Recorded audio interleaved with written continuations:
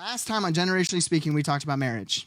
Oh, that's right. And we walked through some purity. Yeah. We walked through divorce. Yep. We talked about the generational differences in their approach to marriage. And we found that your generation got married early. It was like 18 to 22 was, anything past 22 was abnormal. Past 22, you weren't getting married. Yes. And then we also found that your generation you got married for consistency and for, what was the word? It was, I don't remember. My generation got married for happiness, right? Am I thinking about that right? Maybe. I'm trying to think of the Pleasure, happiness. Because we wanted, and it was the same idea with careers, where your generation likes consistent careers, consistent you stick paycheck. It out no matter what. My generation tends to like careers that make them happy, make them feel good, and that they feel like and they'd rather wait longer to get married until they find the right one. Wow. So that was last Thursday night, or 2 weeks ago. And that was episode 1 of our season. Yeah. So welcome to recap. episode 2 in season number 3. I can't believe we've been doing this for 3 years. Well, yes. Has it been 3 years? 2.5. That's what it says right here. I'm just going what you wrote on the paper for me. I don't remember it all. I don't have a clue. You said that so confidently. Well, it's because I said it right there. I'm trusting you. It's true. All right. Season 3, episode 2. So there you go. Well, yeah, season 3, but not like year 3.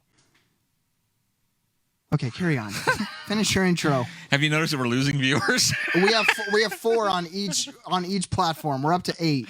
Oh man! All right, carry on. Well, welcome everybody to Generationally Speaking. Hey, season 3, episode 2. There you go. My name is Brad. I'm the lead pastor, one of the teaching pastors here. And this to my right is my good friend Jordan Chitwood, who's a millennial. I'm your good friend. My good friend, it says so right there. It does not. You can't add that to every single one. I know. Hey, we are really glad that you're here and joining us tonight. Like we said, last week we talked about marriage. Tonight we're going to take it up a notch. We are taking it up a notch. And we're going to be talking about something that could create some tension. Will create some tension. And probably will, yeah. No question. And the whole heart of Generationally Speaking, how we decided to rebrand for season 3 was we wanted to be able to create a safe place for us to wrestle with topics that a lot of individuals don't necessarily have a platform to wrestle with. Right. And because we have the respect for each other and the relationship, we are able to have these tough conversations about topics that you can't necessarily have elsewhere. And what we wanted to do was look at these things through the filter, if you will, of our own generations. Yes. Me being a boomer. Yep. And you being a millennial. And so just look at these and say, how do we approach these? How do we think about these? And full disclosure, okay, before we get started. Jordan actually laid this whole outline on my desk, and I'm looking through it, and it brought some tension into me. And it was hilarious because you walked into my office and said, well, let's just talk through this a little bit. And we started talking through it, and I got really frustrated. Yeah. And to the point that you said, Brad, take a deep breath. Yes. It was hilarious. And I honestly didn't feel bad. But we calmed down. We didn't. You were all calm. I was talking Brad off. I was on the ledge, and he's thinking, I don't think we're going to be able to do this tonight. There's just I asked no way. him many times. I said, do we need to switch topics? He said, no, we can get through this. And so we did. Yes. We started talking through it. And again, it's the same thing we've been talking about in all these things. There's this middle of the road place that we got to, and hopefully we'll get there tonight, and hopefully you'll see some of that. Yeah. That we actually agreed on so much that it was inconsequential, the other stuff, but I let that culture preconceived, right. I would even say some political stuff come into my mind that caused this barrier. And that's what we're going to try to get through in all of these things that we're talking about. Yep, is how do we do that? And you did an amazing job of saying, hey, no, hold it. So encouraging. There you go. Well, hey, so Brad looks good in green, just like Trevor. That's from Courtney. This is all yes, Courtney. Absolutely. So tonight what we're going to be talking about is the social justice movements, and really mostly the phrase social justice. Right. And we're going to be talking about, we're going to start out, just to give you the roadmap for tonight, we're going to start out looking at generational, first we're going to define social justice. And then going to walk through some examples of it, then generational differences and how we approach social justice, the phrase, the movements, and whatnot from boomer and millennials. Yeah. And then we're going to talk about how, as Christ followers and as the church, should we respond to And to me, that's issues. the interesting thing, because that's where, when we got to that point, we finally, at least for myself, I dropped down a little bit of the defenses and said, okay, yeah, we agree on this. Yep. And so that, hopefully that's where we'll get to tonight. Yes. And so just to give you kind of a definition that is from Oxford Languages. Again, what we want to try to do is use how culture is defining it, and then how should the church define it. And here's the thing, even when you're trying to define this whole word of social justice, is you could ask 10 different people and get 10 different. Yep. So this is the one that we are using tonight. Yep. Because you can find some that are more radical. You can find some that are much more on the other end. So go ahead. Right. So this isn't a perfect definition. This is just one that, was from a scholarly source, so we felt comfortable using it. And it is: social justice movement is a movement which seeks justice and equality for all in terms of the distribution of wealth, opportunities, and privileges within a society. Further instructed that our awareness of issues must propel us to take actions on issues if we seek social justice. There are some people freaking out right now. Yeah, and there's some words within that definition that, as you and I were walking through and whatnot, that created some of the tension. Right.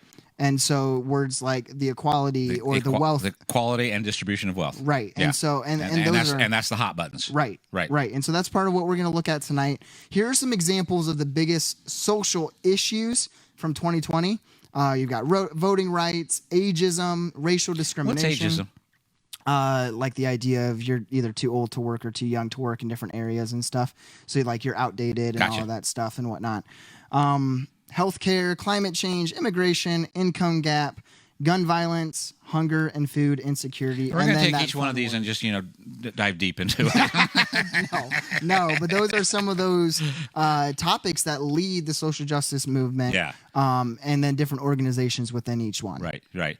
And coming from a boomer perspective, and that's why I said when we walked through that definition, the two words that jumped out at me was that equity and distribution of wealth. Right. And so I think that's where my generation starts backing up and saying, now hold on, we need to even really dive further into what that actually means. Right. And so that's where we start getting this whole pushback of, now hold it, this is why someone my age would say, yeah, this social justice thing is not going in the right direction. Right.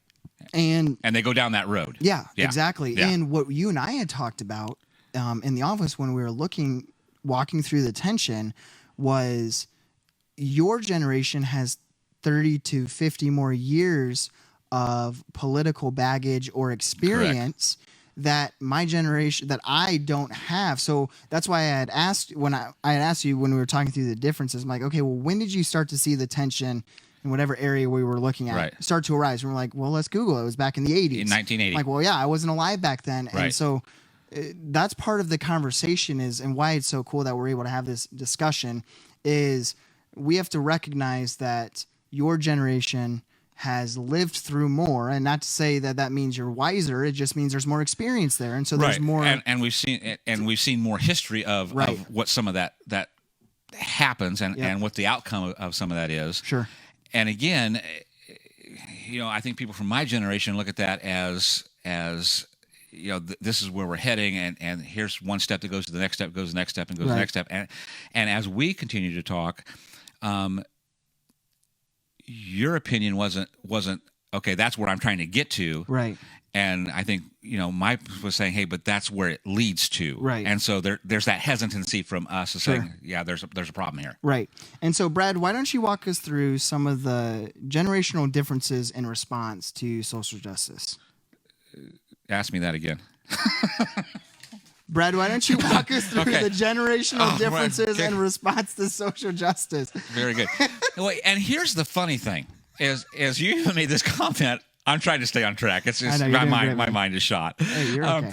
That some of this actually started in our generation. Yeah, a lot of it. A lot of it, and we look back at the hippie movements and stuff in the '60s and what have you, but it's one of those things that we started realizing, hey, there's some issues that need to be straightened out, and I would argue that there are issues that need to be straightened out. Right. And there's no question about that. And so I think that's where the tension builds. And if someone from my generation is saying, well, yeah, everything's just perfect. Well, no, it's not perfect. We know there's some things that have to go on. Right. But yeah, we've got to do that in that grace and understanding and walking through some of that. But again, I think some of the areas that we look at, or my generation will look at, is you define it as capitalism. That has turned into another buzzword and another problem, but a free market type of deal where individuality is more important than government control, so to speak, and things like that. Big government versus not big government, things like that. So that's part of where that whole thing goes. Right. And so that was part of, one of the biggest differences was, you already listed two, actually. One is, the first one you said, most boomers think that younger generations are taking things too far. Okay. Yeah. And then the second one is that most boomers see it as hindering social justice movements or socialism or different areas that lean more left are hindering towards either capitalism, free market, independence, Correct. and the distribution of wealth concept and all of that fun stuff. Right. And here's what I think the thing that I would say that is interesting is you take the word social out of the whole movement and just say, let's talk about justice. Right. Now we can actually start talking, at least from my generation. Sure. Viewpoint. Sure. You throw that word in, and again, it's one of those trigger words. Here it is, and this is what this means, and in some cases I think that's true, and in some cases I think it is not true, and we start broadcasting on to this younger generation, millennials, Gen Zs, what have you, of you don't know what course you're going on to. Right. So yeah. Right. So that's some of the perspectives from the boomer generation. Right. What we see with the millennial generation, and this is a quote that I'm going to read here. It is from the Pew Research Center. It says, social justice has become a part of everything millennials do. The Case and Achieve report found that millennials' social justice views often manifest into their daily activities, affecting the way they eat, the things they buy, and how they spend their free time. For example, and this is one that I've struggled with. I think that, and we're going to have a conversation about this coming up. So I have. So for example, individuals who have friends, a part of the millennial generation, who haven't set foot in or near a Chick-fil-A in years because of the company's anti-same-sex marriage leanings. And so that was end quote from Pew Research quoting Case and Achieve reports.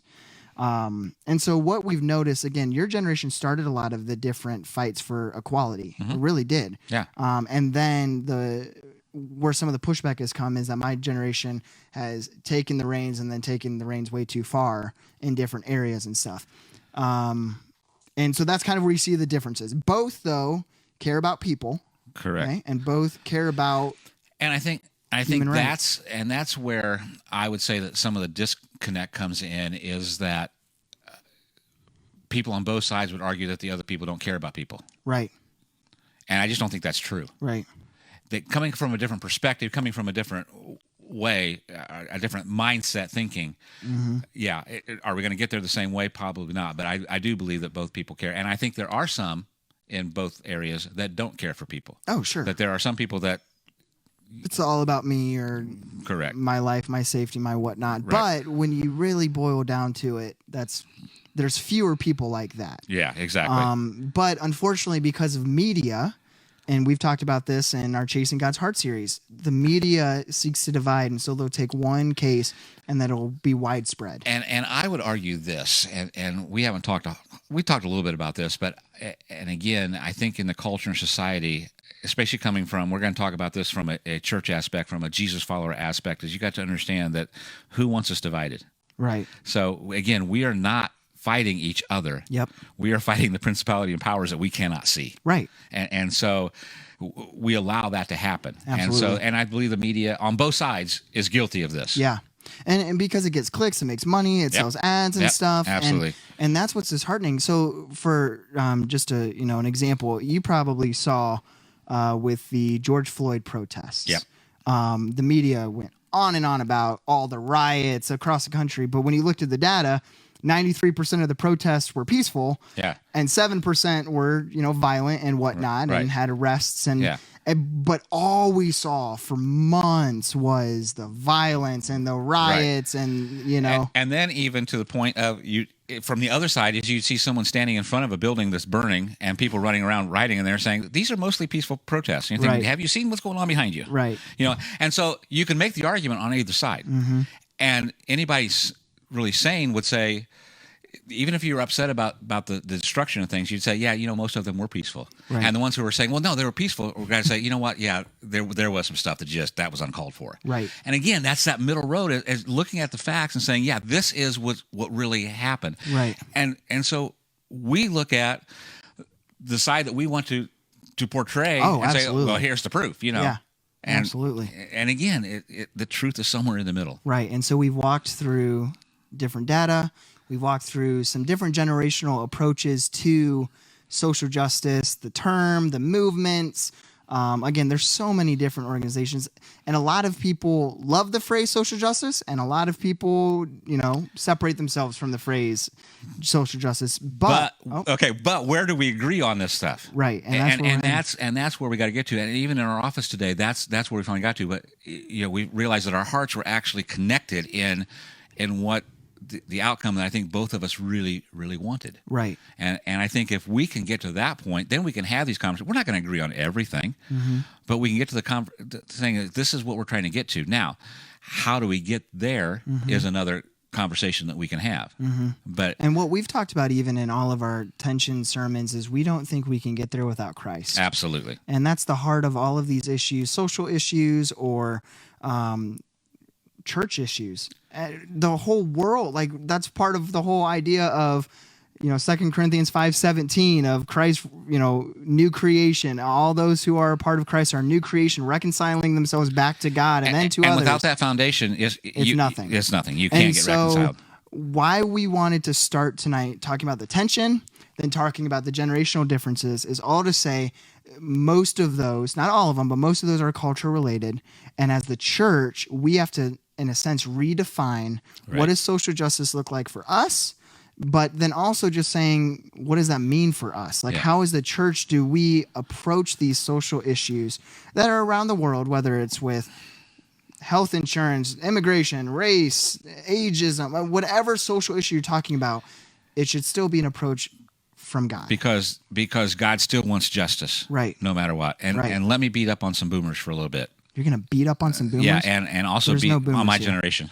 Wow. And also beat up on the church a little bit. Wow. Because we had this conversation. I think it's max viewership right here, 10. Oh, wow. And I think this is to me where the rubber meets the road is the church ought to be the place. No idea what that means. You're such a millennial. I'm just thinking of the ducks in a row still that he said earlier. I can't remember what I was going to say. I'm sorry. The church ought to be the one leading this issue of justice and what have you. Now, with that said, here's what I would say is that our generation says, we don't want the government involved because they're going to screw everything up and what have you. And I would agree with that. But the government's had to step in because the church hasn't. Mm-hmm. Because the church hasn't been the place. Mm-hmm. And so, we want people to be taken care of, but I'm not willing to give up my own money to give the church. And we've talked about this. Churches around the world, what's the going rate for tithing or what have you? I think since COVID, it's 2.8. 2.8%. Before COVID, it was 3.1 or 3.3. And most churches, even small churches, if people would actually say, you know what, we're going to get behind the church, we're going to go do our thing and do what God is calling us to do, which is, if you want to have an argument about 10%, whatever, or just give out of our generosity, the church would be able to give tens, maybe hundreds of thousands of dollars. And if the church was being the church. Individual churches. If the church was being the church, we wouldn't be having this discussion. Right. And I don't know if you remember this. One of the first sermons I ever did, I talked through this concept of, and it was based on data from 2017, but if every Christian gave 10%, which, again, we can talk about that number, but even if we gave the Old Testament command of 10%, then we could end world hunger. Yep. We could end the global water crisis. All of these different things. Education. Yep. We'd be finding ways to get rid of money, and helping the poor and helping people get back on their feet, and it would be going through, and that's what Jesus called us to do from the very beginning. Right. And separated. Right.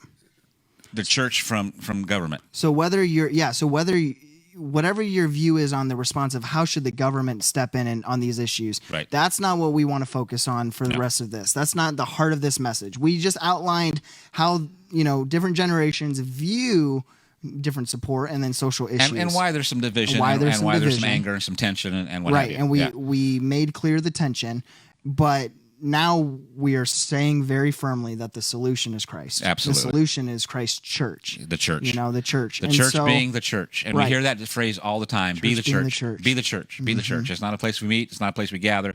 It's a movement. Right. And it's the ecclesia. It's what Jesus started at the very beginning. And if you go back to Acts and you look at it, who doesn't want to be in a church like that? Right. No one had any needs. Yep. They all took care of each other. Absolutely. I mean, Paul, he was gifted. What's the letter he's writing? He's writing a letter, I believe, to the Galatians, maybe. I can't remember. He's writing a letter, and he says, "This church sent me my needs and whatnot. None of the other churches were, caring for me, but you." I can't remember what letter it is. Anyway, but Paul was being funded in his ministry. Jesus was being funded by his disciples and the women. And women. And the women. And women. I know. Yeah. And so. Another touchy subject. I know. And so you got all of this situation. But at the end of the day, man, if you're passionate as a Christ follower about any social issue, any social situation, be the church. Yep. Takes up. You don't have to. It's not someone else's responsibility. Right. And so it's not the government's responsibility. It's our responsibility as the church. Exactly. And you can take you can vote, the way you want. You can take the political stances you want, and all of those things. But at the end of the day, if you are a follower of Christ, then be the church. Right. And this is how we as Crosswords view what that looks like. Matthew 25:40, one of my favorite verses, says, Jesus quoting, "Whatever you do for the least of these, you've done for me. You've done for me." Yeah. And then they go on, when did we see you? Right. Well, when did we see you in jail? When did we see you thirsty? When did we see you in need? When did we see you without clothes? Anyone When you saw anybody else. Anyone else just in need. like if Jesus was. And if that doesn't, there's something wrong if that doesn't bother you. That's a touchy subject. Isn't it? Yes, it is. That hurts. Yes. I wore my hashtag ad shirt, pursue, and these are phrases we've talked about for the last couple years since Revolution. Yeah. For us, how we view how we should approach social issues is pursuing the least, which is anyone in poverty, pursuing the lost, anyone far from God, pursuing the lonely, anyone who's experiencing grief or suffering, and pursuing the forgotten, anyone who's experiencing oppression. And that could be across the board. Across the board. And honestly, those four things, the least, the lost, the lonely, and the forgotten, you've heard us preach about it and probably never even associated. Those are social issues. That's exactly. Because we've redefined it. We've said this is what the church should be. Right. Is pursuing these four, and all areas really, but that's how we approach these touchy subjects. Exactly. And I think sometimes what we do is we have this expectation of how those things play out. And again, if we bring it back to ourselves of how is God calling me to pursue the least? How is God calling me to pursue the lost? How is God calling me to pursue the lonely, the forgotten? Yep. Because sometimes we don't think, well, it's all this general thing out here, right? And I'm expecting someone else. I'm expecting my church to do this. I'm expecting my government agency to do this. I'm expecting. But how is God calling me to do this? And part of, I think, too, and this is where I've seen a lot of pushback in some of these areas too, is Christians say, "Well, I'm just not passionate about it." And that phrase drives me crazy. That saying, why should I worry about immigration or racial justice or those in poverty or those experiencing human trafficking? Because I'm just not passionate about it. But here's a question for you. That I don't say it bothers me, but there's so much, right? And there's so much to be passionate about. There's so much that needs. Where do you go from there? Right. So, because we're in a generation that because of the news, because of social media, because of everything, we know everything that's going on everywhere. Mm-hmm. Haiti just had the earthquake, and so there's so much going on. How do you do it all? Right. And I don't think it's about doing it all. Exactly. Okay. What I would say, and what I was hitting at, is don't use not being passionate to say no. Right. If God is calling you to do something, whether you're passionate about it or not, then do it. But at the end of the day, there's, it's like do for one what you wish you could do for everyone. Like there's things I'm passionate about. Say that again, because I think that another pastor, Andy Stanley, actually said this. Just the do for one part? Yeah. Yeah. The do for one, what you wish you could do for everyone. Because you can't do it for everyone. Can't do it all. But there's somebody in your life. Mm-hmm. And and don't use not being passionate about, don't use, what's the way I was about to use a double negative. All I was hitting at before was, don't use the excuse, I'm just not passionate, to not do what God's called you to do. And my guess is there is something there that you're sure. That hurts your heart. Sure. Oh, yeah. And even if it's not one of the hot button social issues, like find your thing that God has called you. Huge. Be the best, coffee buyer ever and buy people coffee. I don't know. That's a really cheesy thing. But, at the end of the day, it's like we make these, we might be turned off because of what we see in the news and all these organizations. And so you stuff. get mad at, again, let's go back to the generation thing. Mm-hmm. My generation of saying, well, yeah, this social thing, justice thing is, but we know there's truth behind it. Right. We know there's hurting people. Sure. We know there's people that need a leg up. We know there's people that are. Yeah, I mean, your generation started. That's what I was saying. Your generation kickstarted. So there's someone out there. So don't, because I don't agree with everything that this younger generation is doing, stop you from doing something to somebody you can. See, that's another topic of what we talked about in our Chasing God's Heart series. Don't allow one thing you disagree with to shut off everything about it. Absolutely. And even when we were talking about defining social justice today in our meeting, again, we could pull up 15 definitions and each one's different. Right. But so many people hear social justice, they become triggered by it, right, upset by it. And they shut off. And they shut off and assume that this person they're talking to is thinking the same definition that they're upset about. And again, it goes back to what we've been trying to do as a staff and in leadership here is ask the questions. Yes. And that's exactly what you did. You said, well, hold it. Why is this making you feel that way? Right. And it de-escalated everything that we're talking about, and we got to a point that, oh, yeah, this is where we agree. Yeah, because when I noticed your tension in my mind, because I had the thing in my mind, I'm like, I don't understand why he's upset and struggling with this, because I had one thing in my mind, you had something in your mind, they were completely different. Totally different. And then once we were able to dissect what our differences were, especially in hot topics like this, social justice, you find that you agree a lot more than you disagree. And when you're being the church, it's very hard to disagree on how Jesus, lived. Like you can have different approaches and whatnot, but at the end of the day, he pursued the least. Exactly. He pursued the lost. Yep. He pursued the lonely, and he pursued the forgotten. Absolutely. And that just so happens to be how we approach this topic. topic. And it's what we're honestly commanded to do. Yep, absolutely. Well, hey, it's 8:30. And so thank you so much for joining us tonight, for tuning in. That flew.